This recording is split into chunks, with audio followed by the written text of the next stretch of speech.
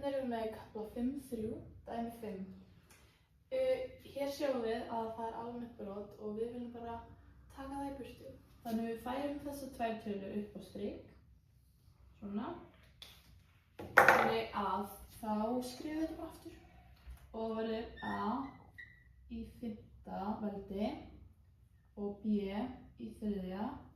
Og að því við færum þetta upp á strik, þá breytist þetta hjá okkur í mínus. Mjög mikilvægt að muna það.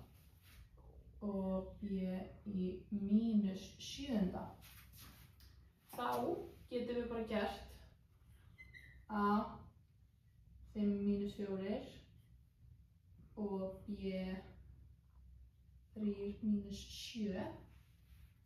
Þá fáum við út að A er bara í 1. og B í mínus 4. En þetta er ekki nægilegt svar af því við viljum alltaf hafa þetta í jákvæðum veldi. Þannig að þá er svarið A upp á striki og það má skrifa einnig maður þarf ekki. Og þá setjum við B undir strik og þá breytist það í jákvætt veldi. Þannig A, B í 4. Þetta er rétta svarið okkar.